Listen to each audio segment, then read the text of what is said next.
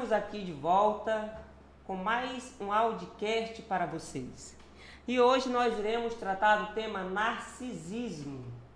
E nada melhor do que uma psicóloga, Juliana Amorim. Quem é a Juliana Amorim?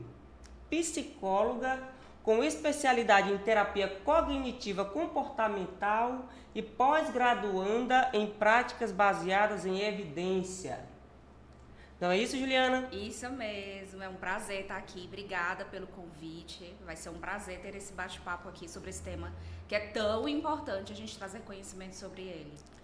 É um tema que ele vem sido muito discutido nas redes sociais e além de ser um tema muito discutido, é meio que uma violência velada e até um pouco, eu poderia dizer, as pessoas costumam romantizar ou então deixar esse tema como algo mais um caráter mais menos sério. Tipo, qualquer pessoa hoje, qualquer tipo de comportamento que não esteja dentro do que você espera, você já chama o outro de narcisista. Sim. E narcisista não é qualquer pessoa, não vem de qualquer tipo de comportamento. Primeiro, para começar, a gente tem a questão do mito, né? Que vem da mitologia grega. Onde Narciso ele se apaixona pela própria imagem, é isso? Sim, se apaixona pela própria imagem e o final acaba ali se afogando, né? Exatamente. E uma outra coisa interessante, que na música Sampa de Caetano Veloso, ele fala: Narciso acha feio que não é espelho. Por quê? Ele vem de Santo Amaro da Bahia e ele vem para São Paulo. Ele sai de Santo Amaro da Bahia e vai para São Paulo. Quando ele chega em São Paulo, se depara com uma grande metrópole, aí ele compara São Paulo com Santo Amaro da Bahia. Então, para ele já não era tão belo quanto Santo Amaro. Então, Narciso acha feio que não é espelho. Sim. É muito interessante esse tema. É um tema que vem sendo muito discutido nas redes sociais e muita gente vem sofrendo, Juliana, com isso, sabe? Eu gostaria que fala um pouco da psicologia, fala um pouco sobre a terapia cognitiva comportamental. Olha só, esse tema é um tema muito interessante, como a gente já havia até conversado aqui no início, porque se a gente for para a área clínica mesmo, o transtorno de personalidade narcisista, ele é um transtorno pouco conhecido na prática, dentro da prática clínica. Por quê? Porque são pessoas que procuram muito pouco o tratamento. Então, a gente vai até entrar nesse assunto, mas hoje o que a gente vê, eu acho que esse assunto vai ser bem interessante para a gente desmistificar muitas coisas, né? Desmistificar, trazer informação mesmo do que hoje a ciência considera como transtorno, até onde é um transtorno, até onde não é um transtorno. E hoje a gente está vendo eu acho que até pela ascensão da própria psicologia, está vendo essa generalização dos transtornos, né, dos transtornos psiquiátricos. Então, a gente tem que começar falando, o que eu acho interessante, que me chama a atenção, é que se a gente for para a prática mesmo, o transtorno de personalidade narcisista, ele é um transtorno que ele é em torno de 4% da população. Hoje a gente tem 4% da população que pode ter esse diagnóstico de transtorno de personalidade narcisista. Então, e um outro dado que é super interessante também, porque a gente ouve muito, algo que me chamou muito a atenção, o termo mães narcisistas, né? E esse termo me chama a atenção por quê? Porque a gente tem mais probabilidade de ter pais narcisistas do que mães. Porque a cada 4 pessoas com transtorno, 3 são homens para uma mulher. Então, esse transtorno é predominantemente mais masculino. Mais masculino. Então, e a gente não ouve tanto falar pais narcisistas, né? A gente não tem mais mães narcisistas. Então, mais uma vez a ciência vem com essa teoria, né, que a gente vem tipificando muito pessoas que têm características que geram prejuízos nos seus relacionamentos, mas que talvez não necessariamente elas são narcisistas. Né? Tem outros diagnósticos, ou em outro contexto, enfim. Sim. Mas é muito bom a gente vai entender aqui no decorrer da nossa conversa o porquê que possivelmente a gente diagnostica tanto, né, com transtorno de personalidade, com narcisismo, né? E Juliana, nesses 4% da população... É considerável, né? Considerável, é considerável. Então, assim, ao teu lado pode ter um narcisista. Sim. Se você conhece 100 pessoas, por exemplo, você tem aí, a cada 100 pessoas, vamos supor aí que a gente tem uma mulher e 4 homens narcisistas. Então, se você conhece 100 pessoas, possivelmente você tem aí uma probabilidade de já ter topado aí na sua vida, já ter conhecido, seja no trabalho, seja numa relação mais íntima, numa relação próxima, numa relação de amizade, uma pessoa com transtorno. E algo interessante que você falou que é relacionado a estudos científicos é algo que ainda é um pouco embaçado. Sim, certo? Sim. Aí você diz, poucos procuram psicólogos para tratarem do transtorno comportamental. Sim. Mas eu acredito que eles não procuram por ser um autocentro. Uhum. Na verdade, existe um nome que a gente chama que ele é um transtorno egocintônico. O que é que significa egocintônico? Significa que para ele é como se fosse parte da própria... É a personalidade dele. Ele não enxerga aquilo como um comportamento problema. Por exemplo, diferente do transtorno depressivo. Transtorno Sim. depressivo. Eu entendo que até certo tempo eu era de uma forma, de repente aconteceram situações e eu comecei a sentir sintomas ali. Então, existe um marco ali que não, a partir daquele tempo, então, eu procuro ajuda porque eu tô tendo ali um comportamento que, de certa forma, tá me causando ali um prejuízo, que de certa forma tá me incomodando. O narcisista não. O narcisista, ele fielmente acredita que o problema é nos outros. Sim. Que ele não, o problema não é dele. Então, como que eu vou procurar ajuda se o meu comportamento, ele não é um problema? Então, quando um narcisista ele vai procurar ajuda, ou ele está tendo um prejuízo significativo com alguma coisa, né, um prejuízo realmente grande, alguma perda, alguma realmente, o que não é comum, ou é realmente procurar por conta do outro, né? O problema está sendo o outro, e aí eu procuro ajuda, né, para me colocar ali em um papel de... que eu sou talvez a vítima ou o bonzinho ali da situação, né? E a outra pessoa é o problema. Sim. Então, acaba tendo uma pouca aderência, porque quando o psicólogo começa a perceber ali que existe, porque a gente consegue perceber uma pessoa... A gente consegue perceber uma pessoa no discurso dela, uma pessoa que tem esse transtorno, e aí ele não vai aceitar, né? Ele não vai ter essa aderência no processo terapêutico, é muito difícil de ter essa aderência, porque de fato ele acredita que não é com ele o problema. Agora eu acho interessante essa questão do ego, porque o narcisismo, a autoestima dele é baixa. É extremamente baixa, por isso que ele é narcisista. Ele se vitimiza sempre, não é isso? E a culpa nunca é dele. Sim. Uhum. Ele se vitimiza. Interessante que para que ele cresça, para que ele fique grande, ele precisa diminuir a outra pessoa. Uhum. Não é isso? Sim. A gente chama isso na psicologia como um comportamento compensatório.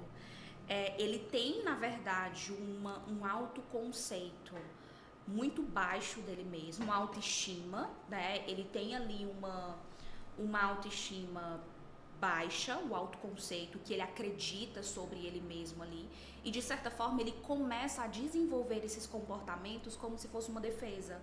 Esse comportamento como se fosse uma forma das pessoas não acessarem o que ele acredita dele mesmo, né? Então, para ele não se sentir tão mal, como essas crenças causam esse mal-estar nele, para ele não se sentir tão mal, ele precisa ter esses comportamentos compensatórios, né? De muitas vezes colocar o outro nesse lugar de inferioridade, para ele se sentir melhor, pra né? Se destacar. para ele se destacar. Só que isso é algo muito profundo, né? É algo muito profundo, que se você chega, por exemplo, para uma pessoa com esse transtorno e conversa sobre isso, ele não vai entender. Ele não vai entender, não, realmente, eu tenho uma baixa autoestima e acabo fazendo esse comportamento. O nível de insight é um nível muito baixo de insight, sabe? E quem percebe mais são as pessoas de fora que percebem esse comportamento, mas a própria pessoa em si, ela não é uma pessoa que tem um insight muito grande sobre o que ela está fazendo, tá acontecendo sobre o que está acontecendo. Eu penso, Juliana, que essa questão da não procura deles pelo psicólogo é como eu falei, é a pessoa autocentrada. E ele, como sendo uma pessoa autocentrada, autorreferência, ele se acha muito mais do que o outro. E se achando muito mais do que o outro, não tem nada de errado com ele.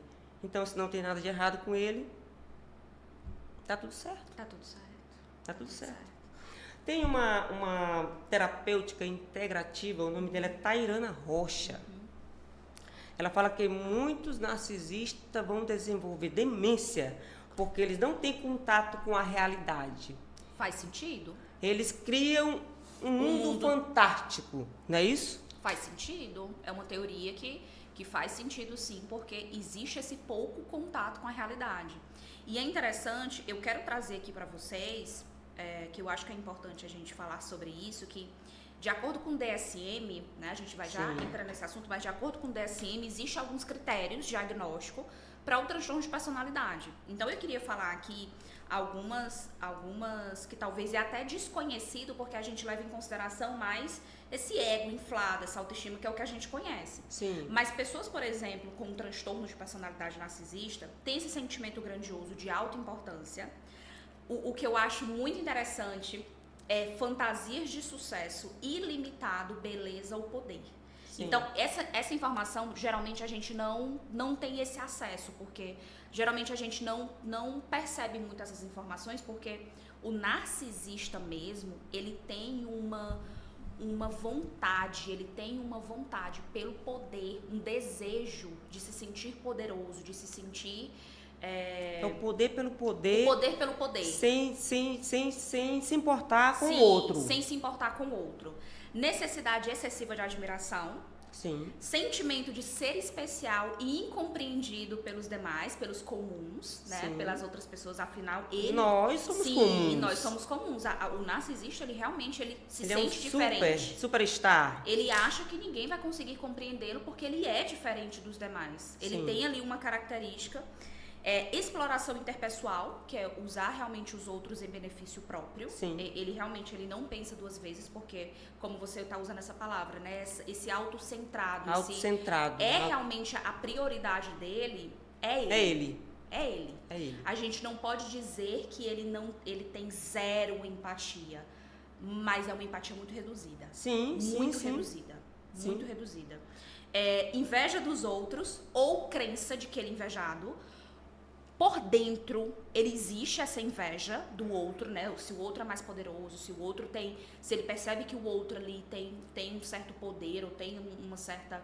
Ele vai sentir essa inveja, mas sempre, quando ele fala, ele sempre vai falar que a outra pessoa tem inveja dele. Sim. Ele nunca vai dizer que sente inveja. É como se a luz do outro ofuscasse ele. Ele sempre vai dizer que ele é invejado. Entendi. E uma característica bem... não tem no DSM... Então, quando a gente percebe aqui o DSM mesmo, a gente percebe que são mais características. Sim. Não é só aquela pessoa com ego inflado, não é só aquela pessoa que se acha, né? Geralmente a gente denomina essas pessoas como narcisistas, Sim. né? Mas geralmente não é só isso, né? A gente fala que a gente não consegue fechar um diagnóstico só com duas características. Sim. Muitas pessoas, por exemplo, têm essas características de... por exemplo, de ter inveja do outro, querer ter muito poder, mas essas pessoas, por exemplo, elas não chegam a fazer o mal para o outro em prol dos benefícios próprios, sabe? Então aí a gente já consegue diferenciar. Sim. Então não é só, a gente não pode diagnosticar uma pessoa, fulano é narcisista, que geralmente é o que a gente faz, né? Quando a gente enxerga ali uma, duas características. Sim. Pra gente realmente fechar o diagnóstico, é ali pelo menos ali 4, 5 características ali, por um período determinado de tempo, né?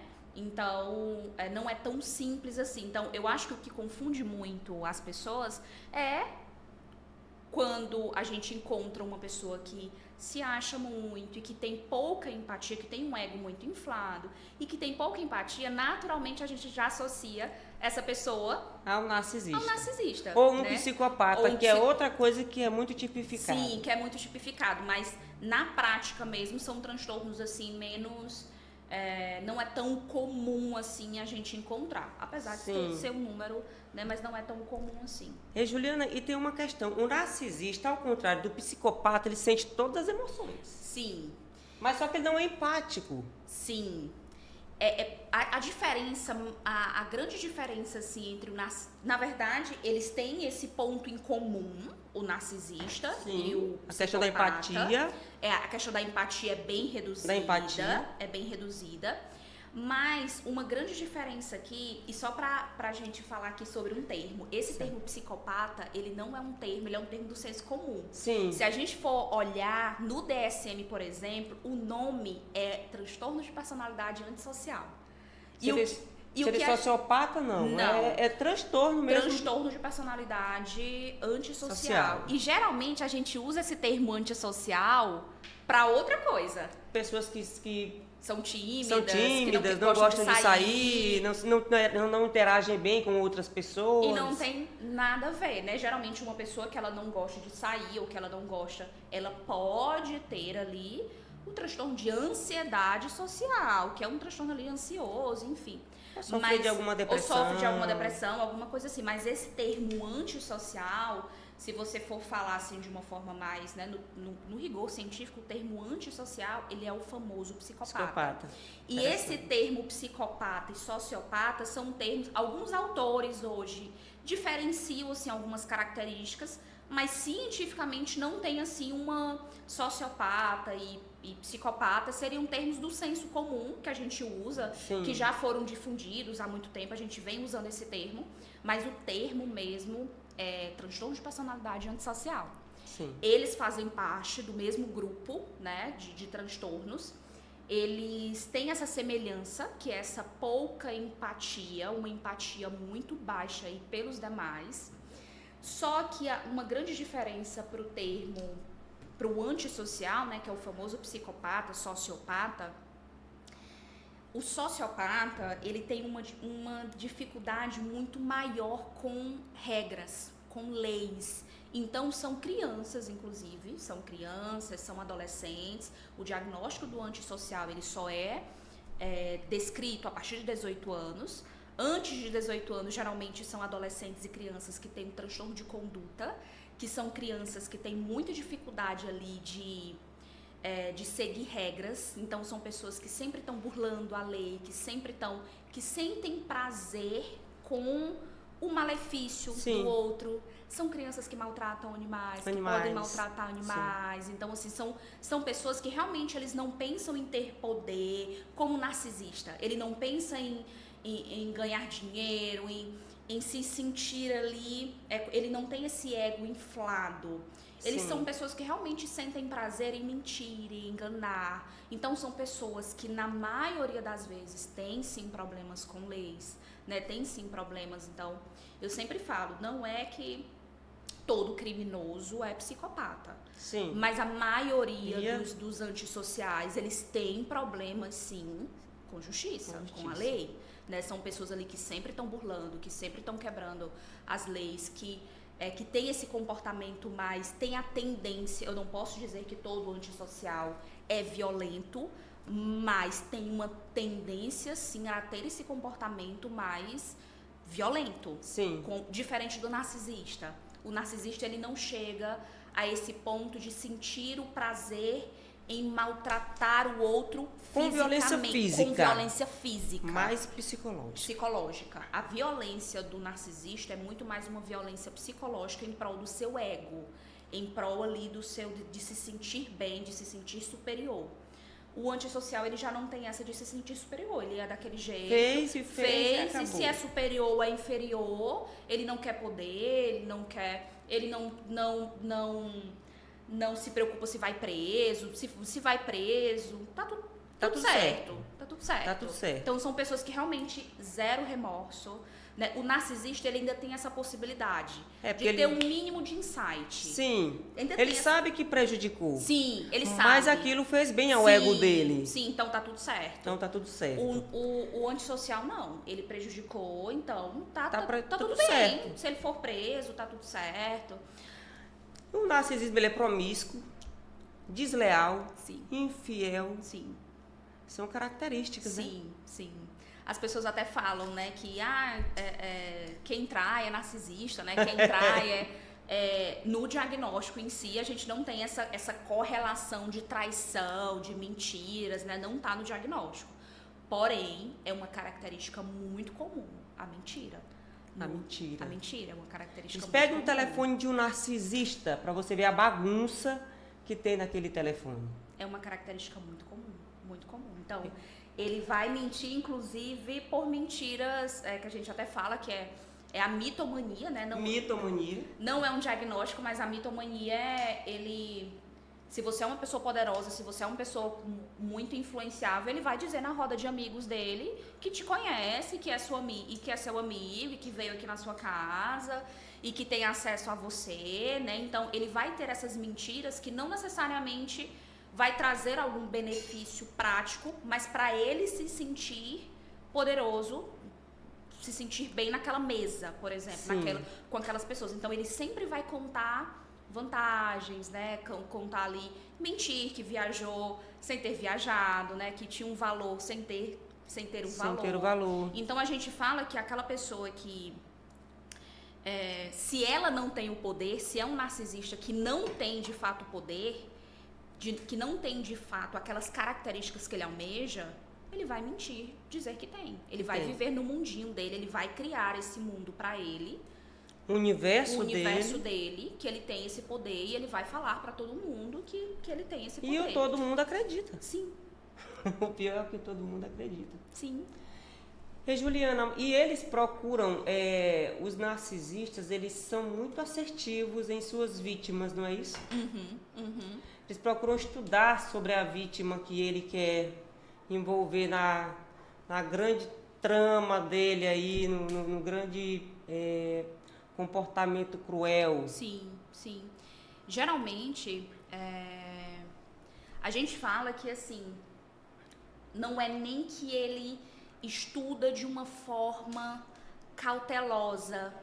E pode até ser que sim, mas ele sabe que tem alguns estilos de pessoas que ele não vai conseguir ganhar muita coisa, que ele não vai conseguir se aproximar. É isso. Então ele vai saber que tem certas pessoas, por exemplo, que desde o primeiro contato não vão dar importância para a grande importância dele. Então ele já se afasta. Se ele sente que aquela pessoa não o admira, não o idolatra, né? Não contribui ali para suas mentiras e para suas, né? Se de certa forma a pessoa já desconfia, ele já se afasta dessa pessoa. Ele vai se manter próximo daquela pessoa que de certa forma é um pouco mais vulnerável, né? Acredita no que ele conta. Que aí vai depender muito, Juliana, do estado emocional em que a pessoa se encontra. Aí se o narcisismo acha uma brecha, uma fenda fácil para ele entrar, a vítima é perfeita. Sim. Aí ele faz uma bagunça e destrói a vida daquele ser humano. Sim. E aí a vítima perfeita, geralmente é uma mulher ou homem, né? Pode acontecer, acredito eu que acontece sim em casos contrários, mas bem menos, né? O mais comum, claro, são como a gente falou aqui, né, até nas estatísticas, o homem ser narcisista e a mulher ser a vítima, né, geralmente isso acontece com mais frequência.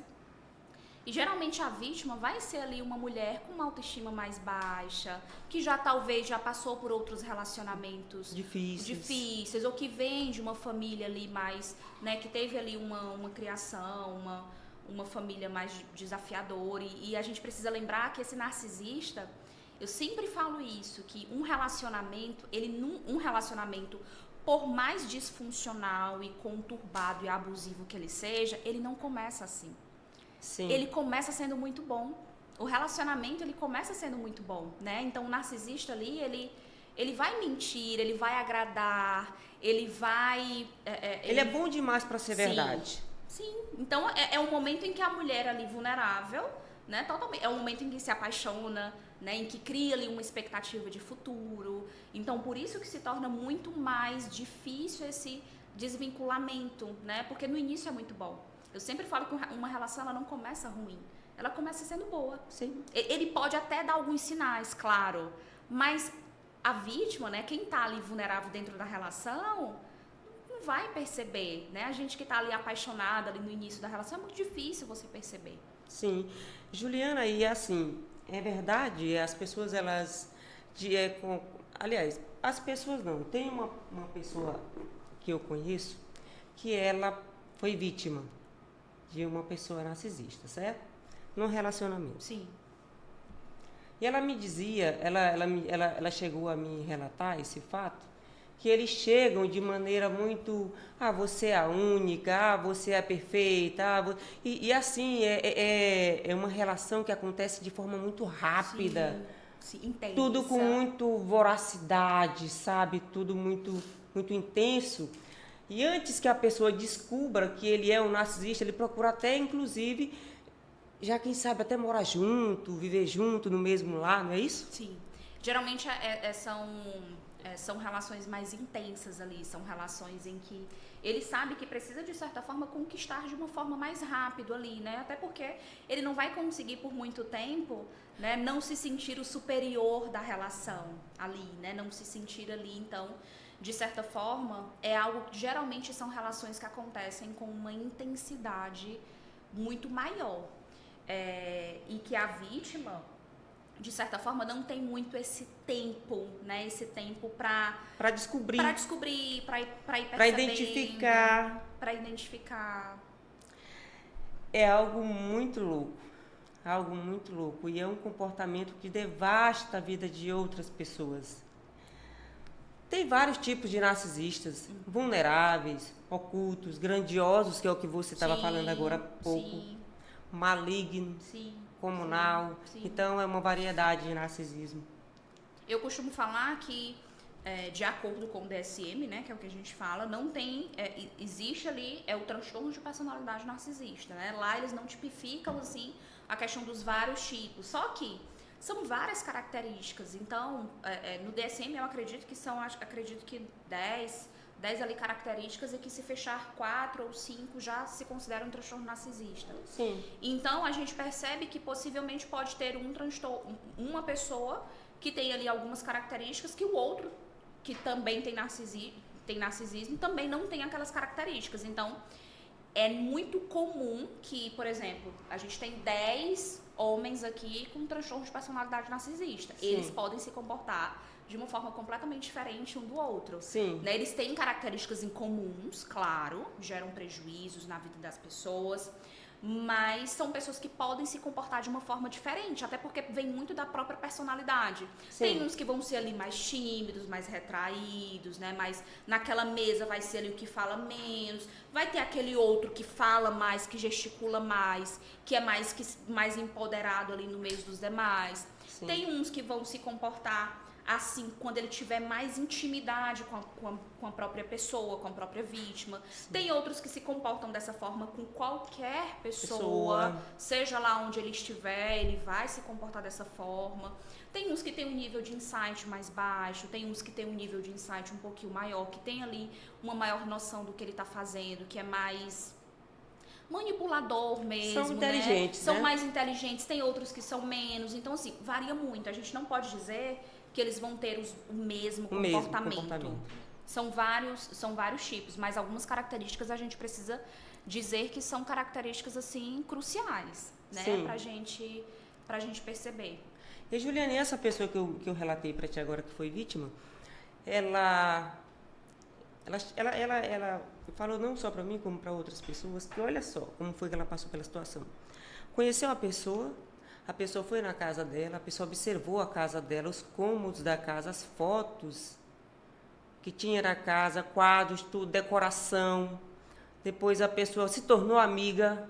Foi se aproximando aos poucos. Foi decifrando alguns problemas emocionais, aí foi entrando, e aí ela se jogou com tudo. E aí ela disse que foi só ladeira abaixo. Mas conseguiu se... Que bom. Conseguiu que se bom. reconstruir, Que conseguiu bom. se levantar. Que bom, não é fácil. Porque não é fácil. Não é. Se a gente for pensar sobre essas características do transtorno narcisista, é muito fácil que isso seja... Que essa pessoa, por exemplo, que você está comentando, tenha realmente um transtorno de personalidade narcisista, porque assim, se é uma pessoa muito ligada a poder, a dinheiro... A dinheiro.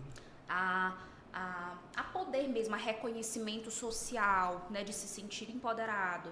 E se ele encontra uma vítima, uma mulher ali mais vulnerável e que tem esse poder que pode proporcionar para ele, com certeza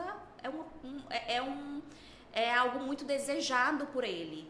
É algo Sim. muito desejado por ele. Um Então, desejo realizado. Um desejo, assim como ele se aproximar, por exemplo, de uma amizade, né, querer ter um melhor amigo, fingir ali que é o melhor amigo de uma pessoa que, de certa forma, tem um poder aquisitivo, ou tem um poder, tem uma certa influência sobre determinado assunto, sobre determinada... Então, ele não vai medir esforços para estar próximo dessa pessoa. Então, ele escolhe a vítima que ele quer, com certeza. Sim, ele não quer se aproximar de qualquer pessoa. Uma pessoa que não vai poder proporcionar nada disso para ele... Não vale nada para ele. Não tem sentido. Motivo, não tem sentido. Não tem sentido. Tem que ter sentido. Tem que ter sentido. Ou ele se sente muito superior sobre essa pessoa, ou essa pessoa, de certa forma, vai proporcionar esse sentimento para ele, que de certa forma ele tem uma condição financeira melhor, ele pode ter alguma coisa melhor, um carro melhor, um poder melhor, uma influência... Pode ser melhor visto. Melhor, de alguma forma, ele tem algum benefício nessa relação. Sim, sim. Juliana, aqui no Audicast nós temos 15 perguntas para te fazer, certo? E eu pensei que já estavam sendo feitas. Para te ver como esse tema é um tema tão assim, tem tanta coisa para falar do narcisismo, que aqui foi só uma introdução. A gente passaria horas. A gente passaria horas aqui falando. Sobre isso. Mas vamos lá. O que diferencia o narcisismo saudável do narcisismo patológico? Pronto, se a gente for por essa perspectiva da ciência, a gente nem falaria desse narcisismo saudável. O narcisismo em si, ele é um transtorno de personalidade narcisista. O que a gente pode falar desse senso comum, mas que a gente fala que seria um narcisismo saudável, geralmente é essa pessoa que se cuida, que tem uma autoestima muito boa, que... Mas, de certa forma, eu não gosto de usar muito essa nomenclatura narcisismo saudável, sabe? Porque, de certa forma, o narcisismo em si, ele já traz um certo tipo de prejuízos. Então, uma pessoa que ela tem uma boa autoestima, que ela tem um ego legal, que ela gosta de se cuidar, que ela busca poder, que ela busca passar num concurso público, que ela busca dinheiro, que ela busca... Isso não significa necessariamente um narcisismo, né? Se, de certa forma, então... Eu vou muito pela linha mesmo do DSM, que o narcisismo em si ele já é uma patologia. Sim. Né? Então, o narcisismo saudável, a gente poderia considerar uma pessoa que ela tem uma boa autoestima, mas que não gera malefícios ao outro. Não gera prejuízos pro outro. Né? A partir do momento que gera ali um tipo de prejuízo, eu já estou falando de algo patológico. Sim. E quais são os principais sinais e comportamentos que indicam um transtorno de personalidade narcisista? Pronto, essa pergunta a gente já até conversou aqui um pouquinho, mas vou falar novamente que a gente precisa... A gente massificar. Sim. Sentimento de grandiosidade e de alta importância, fantasias de sucesso limitado, beleza ou poder, necessidade excessiva de admiração, exploração interpessoal. Então, os meios justificam os fins, a falta de empatia, a inveja dos outros por dentro, mas por fora o que é falado é a crença de que é invejado. Ele acredita que, de fato, ele é invejado. Daquele mundo fantástico, ele cria uma fantasia. E atitudes e comportamentos arrogantes. Então, geralmente são arrogantes. São, porque se eu sou o melhor, né? Se eu sou diferente dos demais, então... Isso soa muito como arrogante. Eu tô por cima. Sim. Então, eu acredito que, inclusive, essa falta de empatia, atitudes e comportamentos arrogantes, eu acho que é o que confunde muito e que as pessoas consideram a pessoa com transtorno de narcisismo. Tipifica a pessoa comum. Isso. Uma pessoa que é comum ali, que ela não tem um transtorno de personalidade, mas é uma pessoa ali mais, muitas vezes arrogante, muitas vezes, e aí a gente já fala, né, narcisista, né, fulano é narcisista porque tem uma autoestima ali super inflada, mas às vezes essa pessoa, ela não tá prejudicando ninguém, ela não tá em busca de poder, ela não precisa, ela não burla ali, ela não mente, né, então, Sim. Então geralmente, e eu percebo muito isso, por exemplo, em relacionamentos abusivos, né, que é uma queixa muito frequente na clínica, né, isso sim é muito frequente.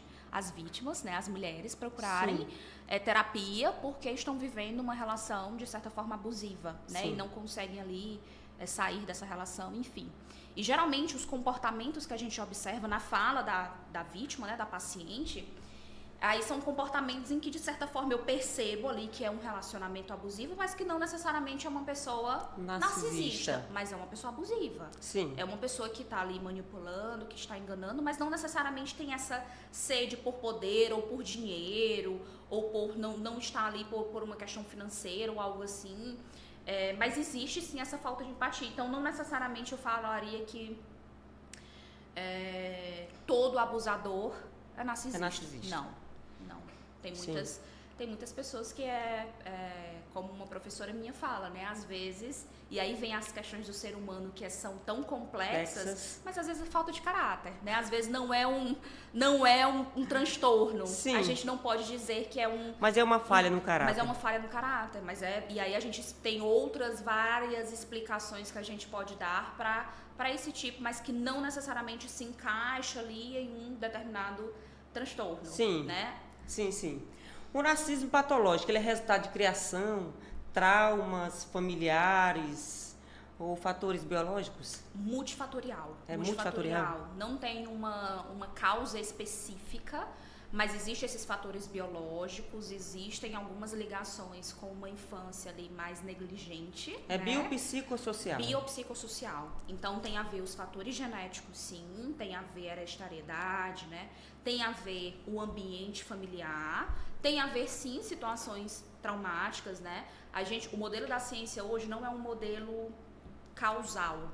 Aconteceu isso, se torna isso. Né? Teve violência física ali na infância, então vai ser dessa forma. Então não existe. Né? Então é realmente essa multifatorialidade mesmo. São vários fatores ali que podem... Às vezes a pessoa tem a carga genética, por exemplo, para desenvolver o transtorno, mas como teve ali um ambiente familiar talvez mais regulado, mais tranquilo, não desenvolve. Sim. Quais impactos o narcisismo patológico pode ter nos relacionamentos familiares, amorosos e profissionais? E aí é algo que mexe muito com a gente, porque geralmente é um dos transtornos, né, que causam...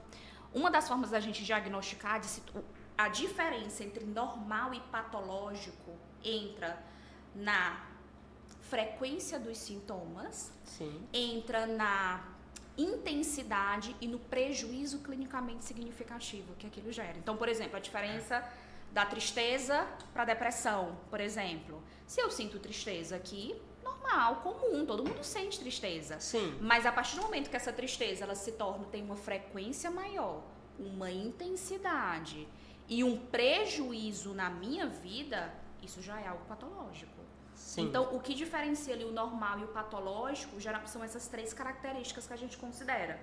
E a mesma coisa para o transtorno de personalidade narcisista, né? Então, uma pessoa que ela tem o ego inflado, tudo bem. Mas a partir do momento da frequência, da intensidade disso e dos prejuízos que ele gera, aí a gente já considera como patológico. E o interessante do diagnóstico do transtorno de personalidade narcisista é que esse prejuízo, ele pode até gerar um prejuízo na vida dele. Sim. Mas ele não enxerga, ele não tem essa consciência de que ele está sendo prejudicado por ele mesmo. Ele pode até estar percebendo prejuízos, mas são outras pessoas que estão causando. O prejuízo do transtorno é causado aos demais, à família, ao parceiro. Então, é um transtorno muito difícil porque quem sofre não é quem tem o transtorno, como, por exemplo, no transtorno depressivo. Sim. Né? Que quem sofre sou eu que estou com depressão ou com ansiedade.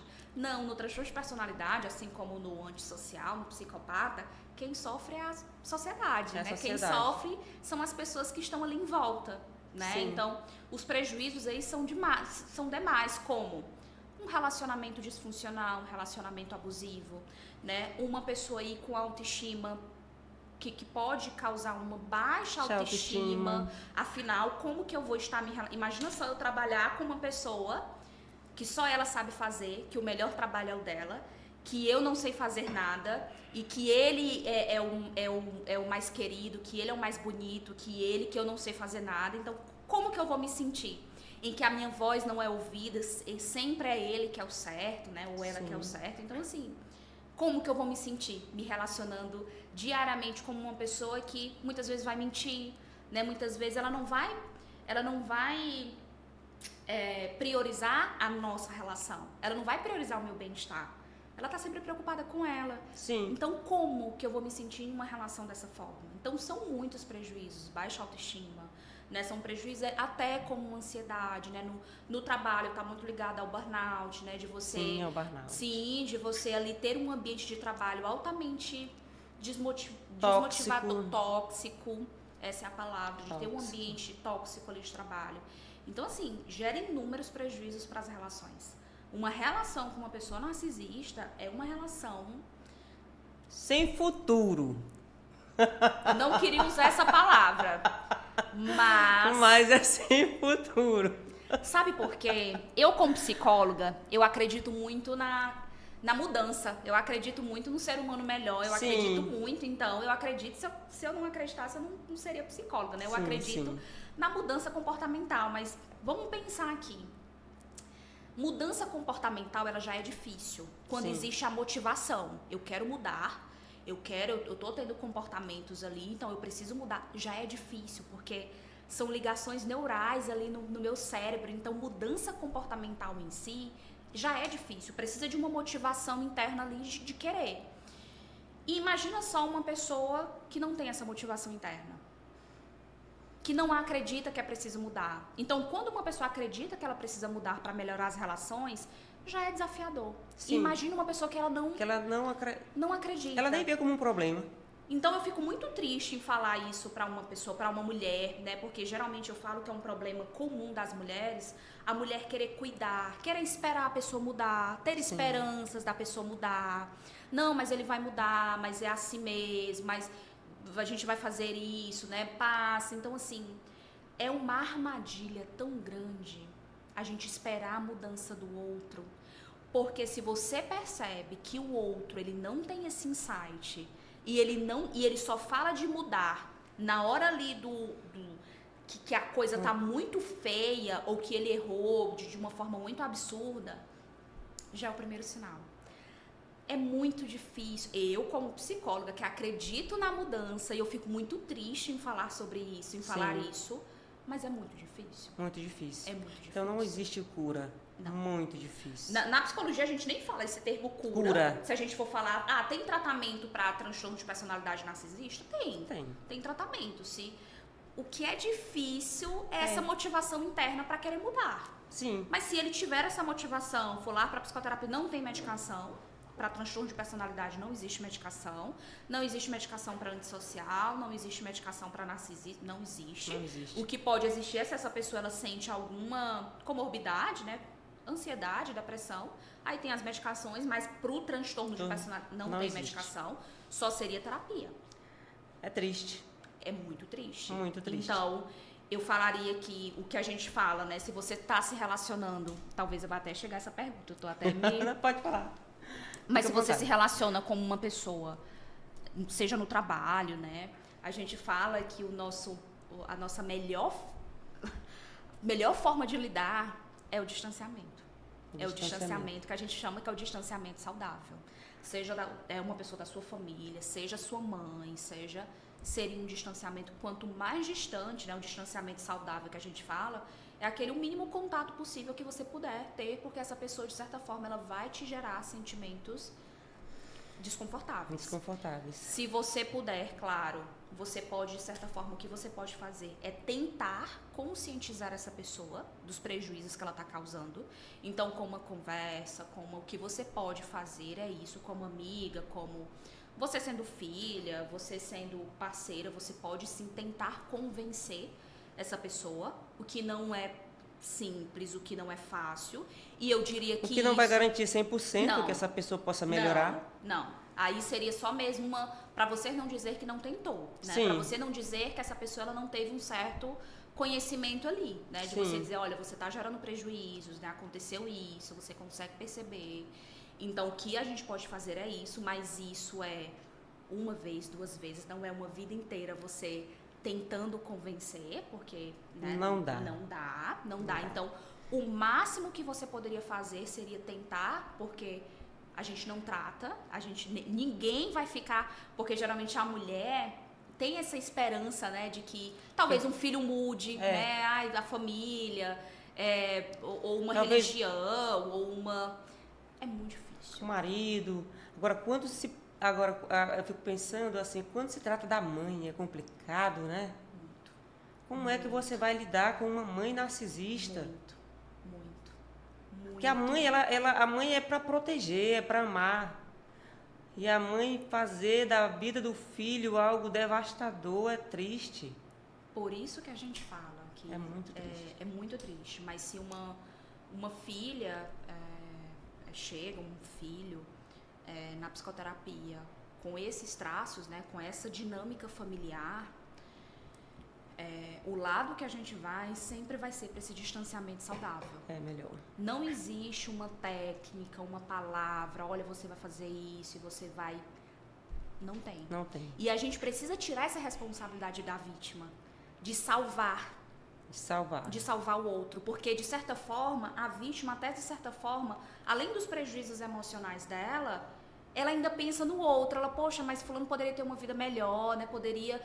Ele tá se prejudicando aí, minha mãe tá se prejudicando com as pessoas e tá... Então, de certa ainda tenta forma, proteger. Ainda tenta ajudar. Não, mas se eu falar isso, então assim...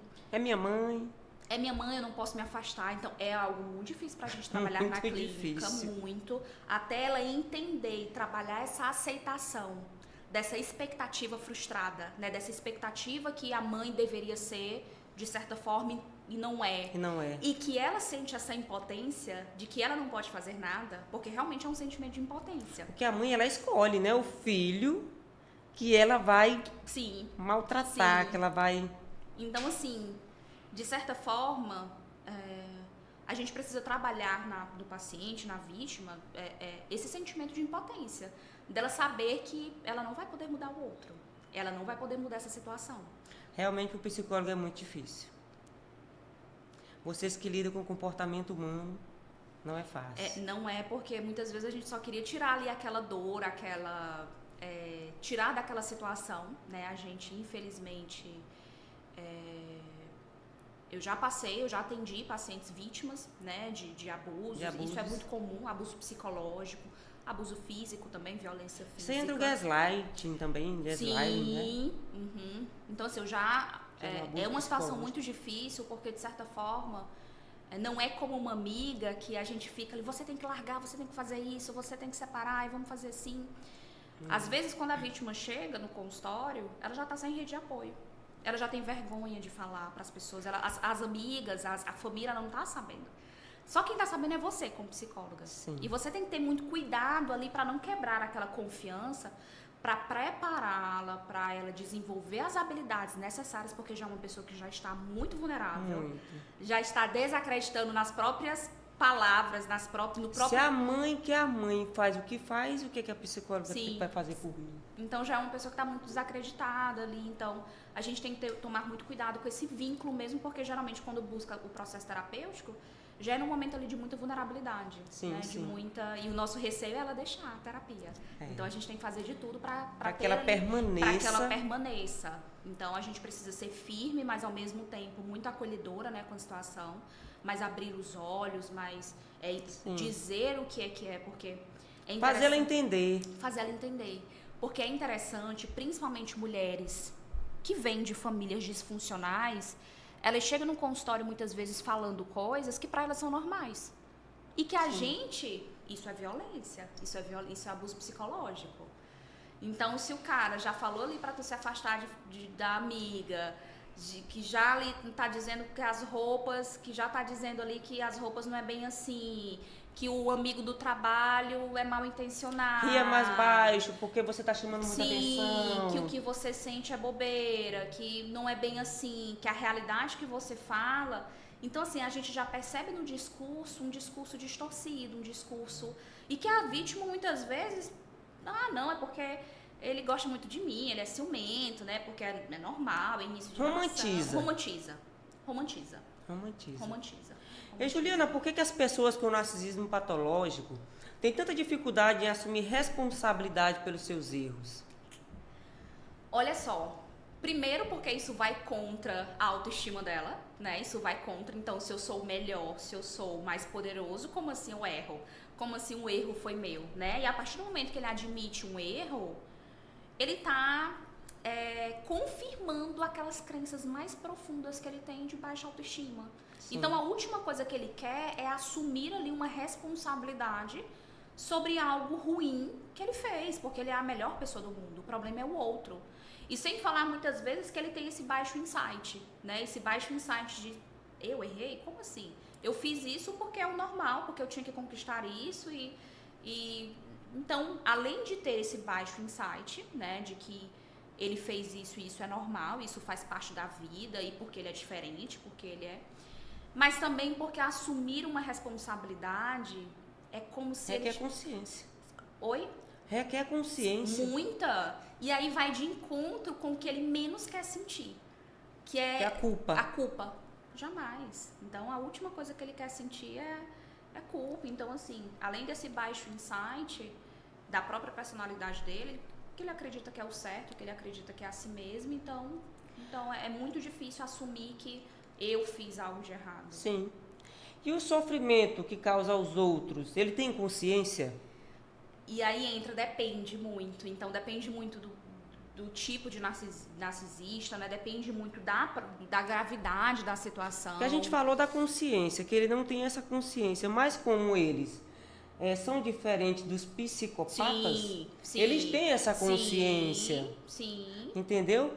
Agora, eles só não validam o erro deles, porque não é interessante, porque eles têm que estar sempre certos. Então, assim, é até difícil pra gente falar sobre isso, porque é um tipo de pessoa que ele pode até saber que errou ou ter um certo tipo de insight, mas ele não vai falar pra gente. Sim. Ele não quer falar. Ele não vai falar. Ele vai falar que foi o outro, que ele fez isso, mas foi porque a fulana fez isso e aí ele se defendeu. Tem justificativa. Tem uma justificativa. Então ele pode até saber que de certa forma ele pode se arrepender, ele pode até mesmo principalmente se ele perder algum ganho que ele teve, né? Se ele perder uma relação que era importante para ele, de certa forma pelo poder ou algo assim, ele pode se arrepender sim, né? Ele pode se arrepender, mas é algo ali que sim. Lágrimas de crocodilo. Sim, então assim, é algo ali que a gente não pode esperar uma mudança a partir disso, né? A gente não pode, então ele pode ali se arrepender, assim como ele pode procurar um processo terapêutico, mas é muito difícil assim ter porque essa motivação interna para a mudança é baixa, né? Eu quero mudar porque eu tô causando, né? Porque eu quero ser uma pessoa. Se ele já é uma pessoa melhor, se ele já é uma boa pessoa, por que ele quer ser uma pessoa melhor? Sim. Como o gaslighting se relaciona com o narcisismo patológico? Porque são muito parecidos. Sim. Uhum. O gaslighting, né? Gaslighting, ele é um tipo de manipulação, né? Ele é um tipo de manipulação que ele faz ali com certa forma de que a vítima até duvide do que ela mesma está falando, né? Sim, da realidade dela. Sim. Então é muito comum isso em relacionamentos abusivos, de uma pessoa, a gente percebe isso até no próprio processo terapêutico, né? Da pessoa ficar se questionando. Mas foi isso mesmo que aconteceu? Olha, aconteceu isso, mas eu não sei se de certa forma ele queria ou ele não queria. Ele falou que era minha culpa, então geralmente a pessoa ela chega no processo terapêutico, ela pode chegar nesse momento de estar se questionando. Até que ponto realmente é culpa minha? Até que ponto eu sou errada? E até que ponto ele é errado? Sim. Então, a vítima, ela se questiona. Ela fica naquela dúvida, né? Gera uma confusão mental. Sim, pronto. Essa é a palavra, confusão mental. De tanto ele falar sobre isso, de tanto ele ser muito enfático que ele está certo, a própria pessoa acaba se... Sabe aquela mentira que é tão... Contada tantas vezes que ela vira verdade. Sim, aquela mentira que é tão... Ele fala com tanta convicção, né? É com tanta certeza que a própria vítima começa... Nossa, mas será mesmo? Será se a culpa é minha? E aí, como essa pessoa, ela já está um pouco mais afastada das amigas, dos amigos, dos relacionamentos, ela tem vergonha muitas vezes de falar o que está acontecendo, é uma pessoa que já está ali muito vulnerável, né? Mas esse tipo de manipulação é uma manipulação em que a vítima, ela faz... É como se mudasse ali o enredo da história. Sim. Eu fiz algo, eu gerei um prejuízo emocional, financeiro, afetivo, mas quem a culpa é do outro. A culpa é dela. A culpa foi sua. E ela acredita. E ela começa... Então, gaslighting ou gaslighting é muito, muito próximo do narcisismo. Sim. Ou até, eu acho que eles até se fundem. Sim, conversam eu creio que muito. Até se fundem. Eu não diria que... Se fundir. É aquela coisa, né? Nem toda pessoa que faz o gaslighting é narcisista. Sim, mas todo narcisista é muito fácil fazer. Ele pratica o gaslighting. Sim, é muito fácil fazer. Mas existem muitas relações, mais uma vez, né? Existem muitas relações abusivas que não necessariamente tem um transtorno narcisista, mas que faz esse tipo de manipulação. Sim. Um exemplo aqui, Juliana. Eu, Aldeneide Juliana, de repente chego pra Juliana e digo, Juliana, você, sei lá, teu cabelo, tu devia melhorar mais o teu cabelo. Aí você começa, mas por que eu deveria melhorar o meu cabelo? Aí eu digo, porque tá feio, teu cabelo não condiz com... Sei lá, teu cabelo não tá de acordo com os padrões. Sim. Aí tu começa poxa, será que é isso mesmo? Sabendo que teu cabelo tá lindo, Sim, ele tá bem hidratado, entendi. Sabe? Aí isso que eu tô te maltratando psicologicamente, e aí você tá ouvindo aquilo ali, mas você tá tão fragilizado que você acredita naquilo ali. Sim. E de certa forma, nossa, será? Né? E às vezes, um exemplo bem comum é relacionamentos extraconjugais. O marido está traindo a esposa, ou vice-versa. A esposa viu, começa a gritar, brigar, e o marido diz, tu é uma louca, isso é coisa da tua cabeça. Gaslight. Sim.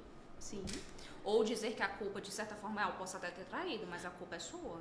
Aconteceu isso, e você é assim, você é desse jeito, e você... Isso é um tipo de manipulação, né? Porque traição não existe justificativa. Não tem justificativa. Né? Não tem justificativa.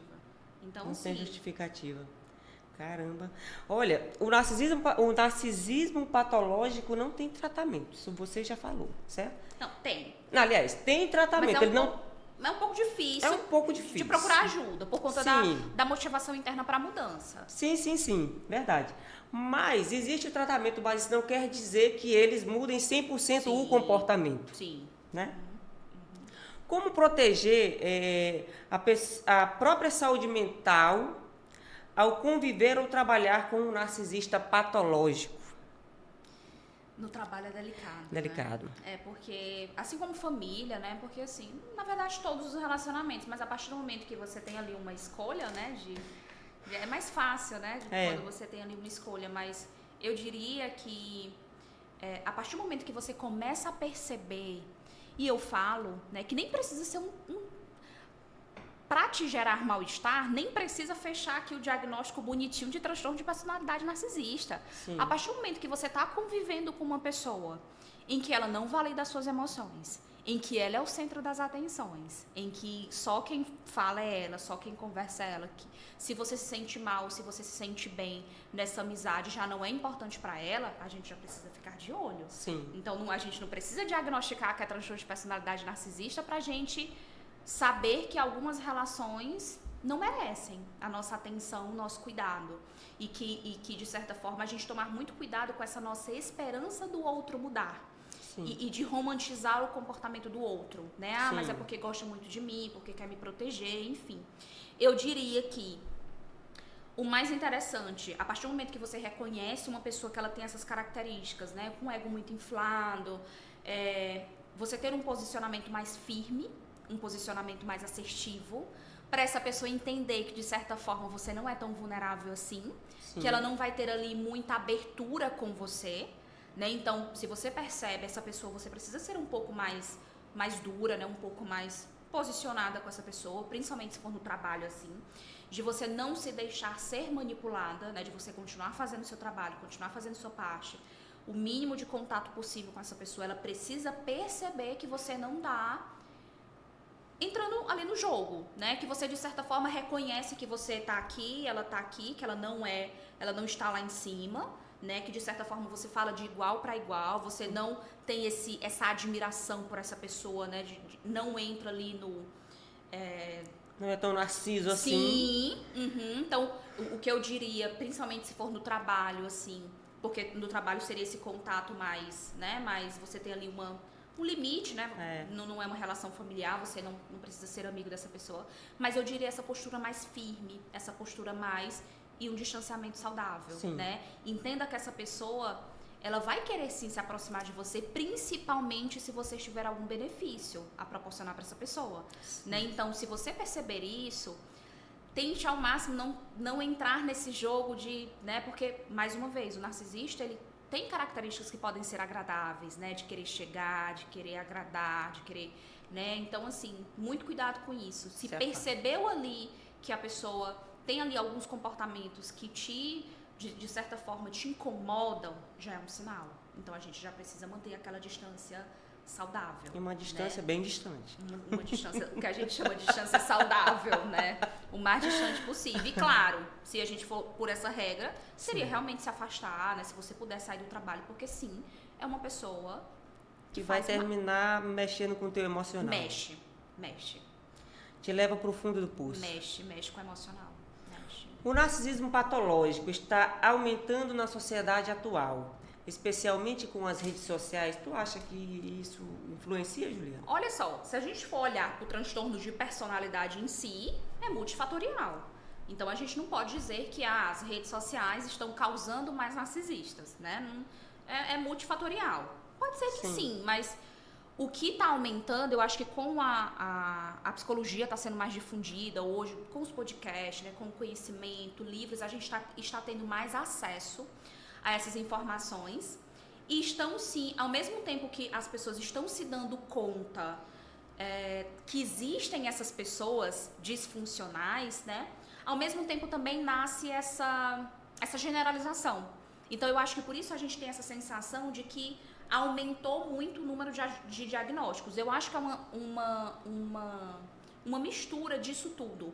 De muito mais conhecimento, o que isso é muito positivo, né? Que a gente tem mais... hoje, muitas mulheres já têm acesso a essas informações e se cuidam mais dos relacionamentos. Então, quando estão solteiras, vão conhecer uma pessoa. Já tem mulheres que têm esse olhar, né? Esse olhar cuidadoso de, opa, né? De se afastar ali, de entender um pouco mais. O limite aqui. De entender o limite. Mas eu acho que é isso. Que hoje existe tanto conhecimento que a gente consegue perceber ali, não, fulano é disfuncional, não vai me fazer bem. A gente tem mais conhecimento, mas também tem essa generalização. Né? Essa generalização de a gente viu ali uma pessoa com ego mais inflado, narcisista. Já tipifica. Já tipifica como narcisismo. Então, eu acho que é uma misturinha dos dois. De certa forma, isso acaba sendo bom, né? Porque a gente tem mais conhecimento ali. Sim. Mas, de uma certa forma, eu acho que acaba generalizando um pouco os diagnósticos, né? A mesma coisa ali da ansiedade e tal. Todo mundo tá ansioso, todo mundo, né? Enfim, então acaba generalizando. É interessante, tá passando essa novela agora na Globo, das 9. Como é o nome? Ai, não conheço. Gente, com a Odete Roitman. Como é? Vale Tudo. Ah, Vale Tudo. E a Odete Roitman, ela é uma mãe narcisista. Interessante que ela é uma mãe narcisista e ela tem uma filha que parece borderline. O relacionamento perfeito. E um filho que ele é altamente frágil com relação a N situações emocionais. Mas essa novela fala muito dessa questão da mãe narcisista. Juliana, para a gente fechar aqui o quadro do narcisismo, que orientações você daria para alguém que suspeita que está em um relacionamento com um narcisista patológico?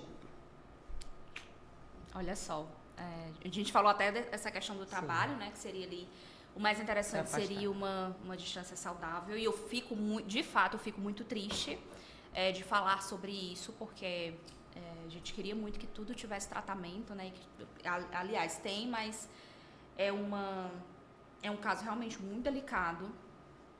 A primeira coisa que eu diria é para você tentar conscientizar essa pessoa, se você o ama, se você conscientizar essa pessoa de buscar ajuda. Se essa pessoa não quiser, se ela buscar ajuda, ainda assim é um pouco desafiador para essa relação mudar. Sim. Se essa pessoa não buscar ajuda, eu sinto muito, mas é um caso quase perdido. Né? É um caso quase perdido. Então, isso é difícil para vocês falarem. Sim, eu sei que é muito difícil. Essa palavra é forte, né? Caso forte, perdido. Né? Mas não falaria caso perdido, né? Mas assim, é muito desafiador, mais uma vez, por conta dessa motivação interna para a mudança. A gente precisa dessa motivação interna. Mas eu diria que buscar apoio psicológico. A parceira, né?